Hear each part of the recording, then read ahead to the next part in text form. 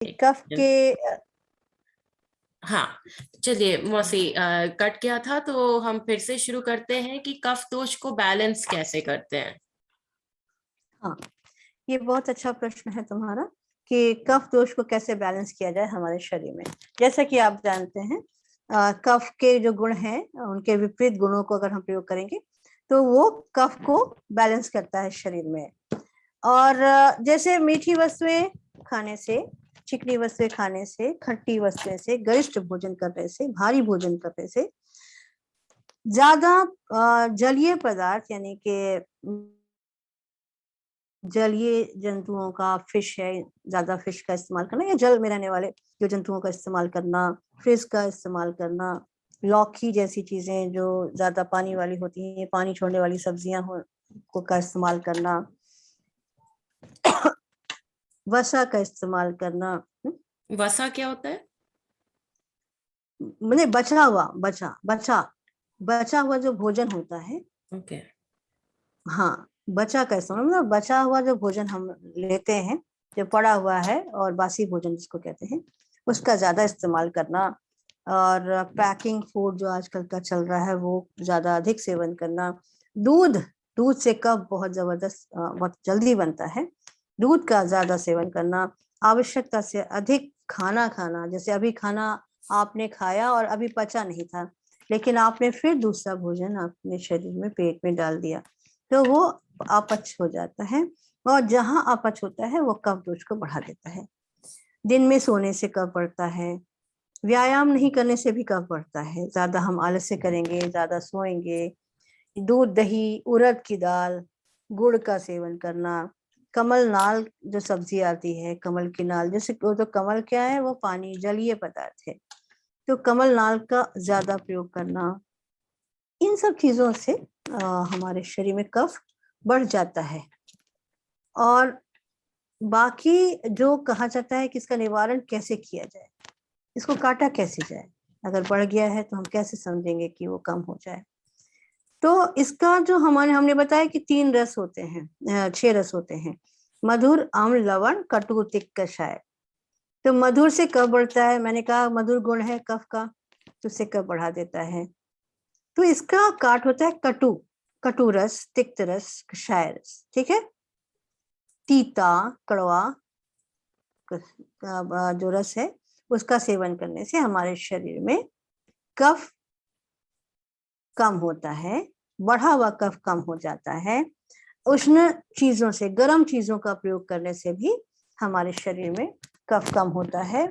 जो मसालों में सौंठ का प्रयोग करना, अजवाइन का प्रयोग करना, पिपली का, काली मिर्च का, लौंग का प्रयोग करना, लहसुन का, अदरक का, इवन जो सब्जियों में मसालों में मेथी खाते हैं हम, सरसों खाते हैं, ये सब उष्ण होता है। और ये सभी मसाले आपको कफ को कम करते हैं।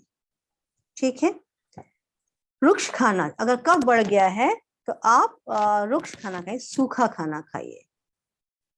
मैंने बताया था पिछली बार बात के संदर्भ में कि रूखा खाना खाने से, रुक्ष खाने से वायु बढ़ता है शरीर में।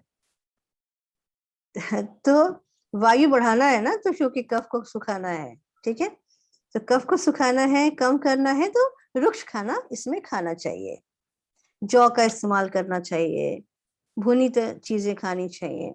और हम लोग आयुर्वेद में आसव अरिष्ट का संधान करते हैं, औषधि बनाते हैं जो कफ को कम करते हैं।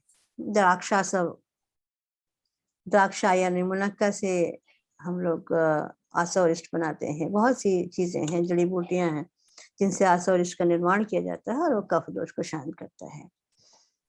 और बेसिक है कि आप दिन में ना सोए, ये भी कफ को कम करेगा। रात को थोड़ा ज्यादा, अगर बहुत ज्यादा कफ है तो आप देखिए कि आप थोड़ा कम सोइए रात में, तो वायु बढ़ना शुरू हो जाता है, तो बैलेंस कर देगा। अगर आप कफज अभी प्रकृति हो गई और आपका दोष बढ़ा हुआ है, तो ये सब कार्य हम कर सकते हैं एक्सरसाइज करने से। ठीक है, उससे भी हमारा कफ कम होता है, शरीर में गर्मी आती है। योगाभ्यास करने से, प्राणायाम करने से, और कहा जाता है थोड़ा तनाव ले लें। तनाव, चिंता क्या है? चिंता एक आग है ना, अग्नि है, तो अग्नि को ज्यादा बढ़ाएं तो थोड़ा सा चिंता भी करनी। बहुत रिलैक्स हैं, कफ बढ़ा हुआ है, बिल्कुल तंद्रा है, एकदम आराम से आलस्य में सो रहे हैं, तो हम शरीर में कफ दोष को बढ़ाते ही चले जाएंगे। तो थोड़ा सा काम की चिंता हो, थोड़ी सी चिंता करने से आपके शरीर में एक ऊष्मा उत्पन्न होती है, पित्त उत्पन्न होता है, और आप उससे बचे रहते हैं। आप प्रकृति है, आप उसको आजमा सकते हैं। ठीक है, थोड़ी सी। थोड़ी सी, थोड़ी सी, ज्यादा नहीं। चिंता माने चिंतन कर सकते हैं, चिंता चिंतन सब, मतलब आलस्य ना करें, आलस से आप बचें, तो आपको इसकी अनुभूति होगी कि हमारे शरीर में कफ का ह्रास हुआ, कफ की कमी आई। दूसरा है मधु का सेवन। मधु माने शहद। शहद से कफ कम होता है। शहद में कफ को कम करने का गुण है, क्योंकि शहद बहुत गर्म होता है, बहुत उष्ण होता है, और जो गर्म चीजें होती हैं हमेशा वो कफ का नाश करते हैं। अब जैसे मैंने कहा कि ज्यादा खाना खाने से अभी खाना पचा ही नहीं, दूसरा खाना खा लिया, तो ठीक उल्टा कर दीजिए। अगर कफ बढ़ गया शरीर में किसी भी वजह से, आप थोड़ा सा उपवास कर लीजिए, थोड़ा लंघन करिए, थोड़ा कम खाइए, तो उसमें वो क्षीण होता चला जाता है। कुल्ला करना, गंडूश करना, मतलब कुल्ला गार्गल करना, इन सब चीजों से जो कफ का अपना स्थान है वहां पे से वो बैलेंस होना शुरू हो जाता है। दूसरा है चिकित्सा में अगर आप आएंगे तो कफ को ठीक करने के लिए, अपने स्थान पर सुचारू रूप से कार्य करने के लिए, वृद्ध कफ को हटाने के लिए बहुत सी औषधियां होती हैं जिनका प्रयोग करते हैं, और वो कफ को हटाती हैं और बैलेंस करती हैं। बैलेंस करने में सबसे प्रधान, सबसे महत्वपूर्ण अगर अंग है आयुर्वेद में, तो वह है पंचकर्म। पंचकर्म चिकित्सा, ये हमारे दूषित हुए कफ को, शरीर में बढ़े हुए कफ को निकाल बाहर फेंकती हैं। वो निकाल देती हैं बाहर, शरीर से ही बाहर निकाल देती हैं, और हमारे शरीर को बैलेंस कर देती हैं, स्वस्थ बना देती हैं। ठीक है, पंचकर्म में वमन की क्रिया होती है, विरेचन की क्रिया होती है, जिससे कफ दोष ठीक होता है। लेकिन कफ दोष के सिम्टम्स क्या होते हैं अगर बढ़ जाता है तो? मैंने बताया आपको, आलस आना, तंद्रा, नींद अधिक आना। कोई बीमारी भी एसोसिएटेड है कफ दोष? हाँ, कफ दोष के जैसे हमने बताया आपको 3 दोष हैं, वात पित्त कफ। तो वात की अपनी अकेली जो व्याधियां हैं, रोग हैं, वो 80 प्रकार के। पित्त जन्य जो व्याधियां हैं वो 40 प्रकार के हैं, और कफ जन जो व्याधियां होती हैं वो 20 प्रकार की होती है, जो केवल कफ से हैं। इसमें कोई कॉम्बिनेशन की जरूरत नहीं है, ये केवल कफ के ही रोग होते हैं। जैसे आपकी फीलिंग में आएगी, चेंजेस आएगा, जैसे आपको बहुत आलस्य महसूस होगा, बहुत ज्यादा तंद्रा, हमेशा जमा ही आना, बैठे हैं तो लगता है सो जाएं, ऐसा है। इट मीन्स कि आपके शरीर में कफ बढ़ना शुरू हो गया, कफ की वृद्धि हो गई, कफ का रोग हो गया ये, है ना। पेट भरा भरा लगना, भूख नहीं लगना, अभी खाने की इच्छा नहीं, अभी भी पेट भरा हुआ है, जिसको कहते हैं तृप्ति होना। वो शरीर में तृप्ति की अनुभूति होना कि मैं तृप्त हूँ, तो ये लक्षण हो गए आपके शरीर में कफ बढ़ रहा है, कफ का रोग हो रहा है। ये अधिक सोना हो गया, हमेशा लगता है चिपचिपा जैसा शरीर महसूस होना, गीला गीला महसूस होना, आलस्य होना, मुख से एक दुर्गंध आना। दुर्गंध आना भी एक कफ का ही एक गुण है, जो रोग कहलाता है। गले में हमेशा कफ का बनना, ठीक है। और शरीर में जो बल है, शरीर का जो बल है हमारा, उसकी हानि होना है ना, उसमें कमी आना, कमजोरी महसूस करना, ये भी कफ के रोग है। हमेशा फीवर जैसा महसूस होना, ज्वर की अनुभूति होना, पचन अपचन होना, खाना पचता ही नहीं, हमेशा पेशेंट कहेगा कि मुझे खाना नहीं पचता, एकदम भूख नहीं लगती, मुझे बहुत आलस आता, हमेशा सोने का मन करता मुझे, ऐसा। तो ये कफ दोष के और कफ के रोग के लक्षण होते हैं। और हृदय प्रदेश के ऊपर कफ की एक लेयर चढ़ जाती है कार्डिक रीजन में, है ना, ये भी एक प्रकार का रोग है। गले में गलगंड होना, ये कफ, क्योंकि कफ का विकार है, ये कफ का घर है, वहां उसने अपने आप को बढ़ा लिया, तो अपने ही घर में वो ज्यादा एग्रीवेट हो जाता है और उसके तहत जो व्याधियां होती हैं वो।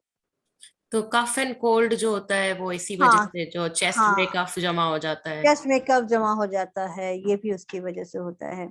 सांस की तकलीफ होना, दम्मा जिसको कहते हैं, श्वास रोग कहते हैं, वो भी अति स्थूलता, बहुत ज्यादा मोटापा हो गया किसी रोगी को, तो वो भी कफ का ही लक्षण है, बहुत ज्यादा स्थूलता होना।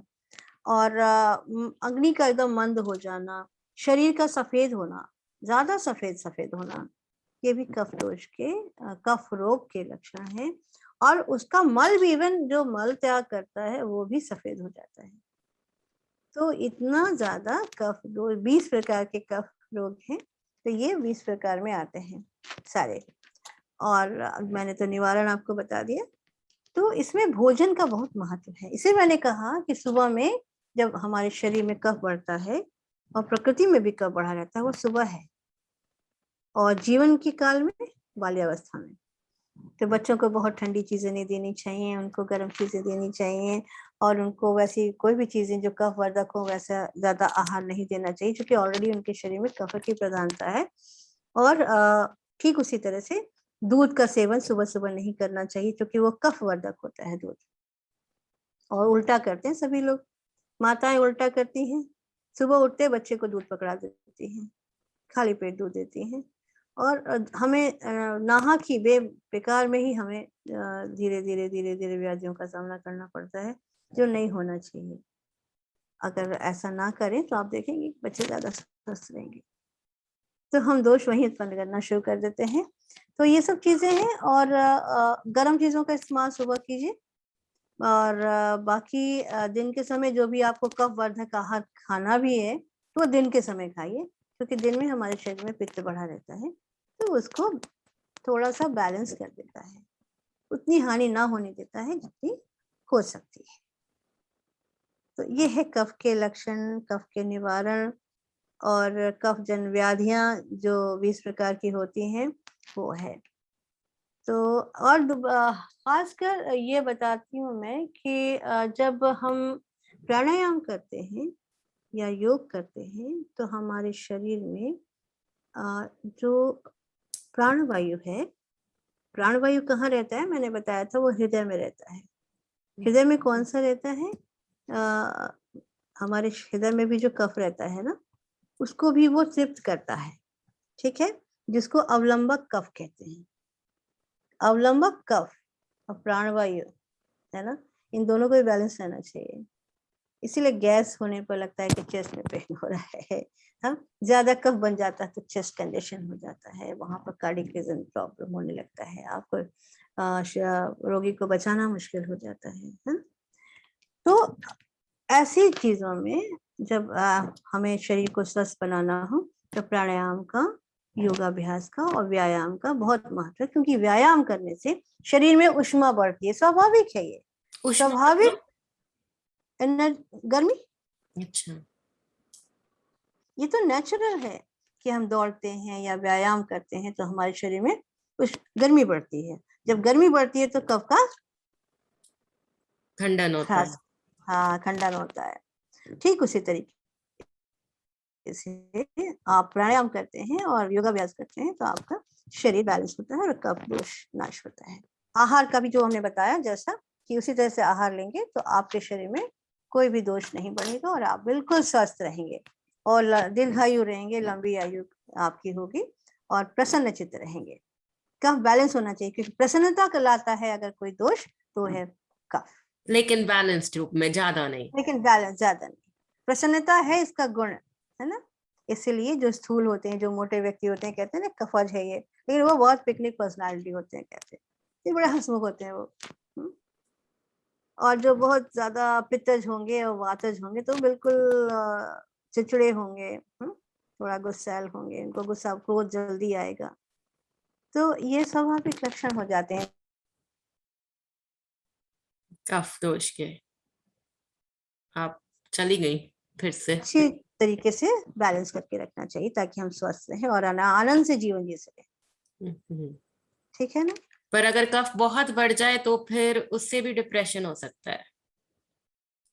तो आपका जो मानस पटल है, जो जो आपका दिमाग है, उसमें ज्यादा से ज्यादा कफ छा जाता है, बंद कर देता है, ब्लॉकेज कर देता है, नाक जाम हो जाती है, सिर में सारे कफ भर जाते हैं। तो वो आपको डिप्रेशन भी ला देता है, आपको मन अच्छा नहीं लगता। सो तो जो होती है वो अवरोध हो जाता है। जब फ्रेश रहेगा, फ्रेश प्राणवायु जाएगा, सर्कुलेट करेगा, तभी तो अच्छा लगेगा ना, तभी तो हम फ्रेश होंगे।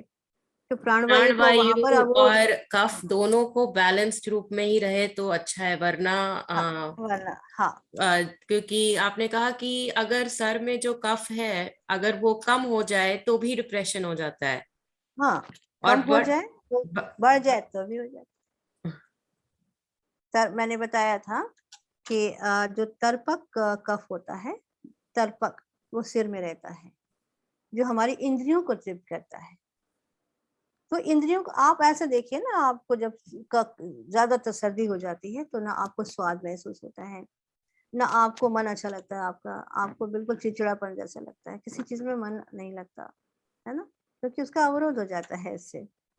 और जब उसके बैलेंस होने से फिर सब कुछ अपने आप नॉर्मल होना शुरू हो जाता है। तो अलग अलग कफ के कार्य हैं, जो कार्य अपना वो खुद करता है। तो वैसी चीजें नहीं करनी चाहिए जो हमारे दोषों को अनजाने अगाए तो कोई बात नहीं है, लेकिन जान करके अगर हम करें तो बड़ा अफसोस की बात है। शरीर क्रिया को जानना हर मनुष्य का काम है। अपने शरीर के साथ आप तो 24 आवर्स रहते हैं, 24 घंटा आप साथ रहते हैं, डॉक्टर से भी ज्यादा। तो अगर आप अपने शरीर क्रिया को जानने की कोशिश करेंगे आयुर्वेद के हिसाब से, तो आप मेरे हिसाब से थोड़ा अपने जीवन को स्वस्थ और सुंदर बना सकते हैं। ये अच्छा रहेगा समाज के लिए हमारे। धन्यवाद, धन्यवाद इस प्रश्न का उत्तर देने के लिए।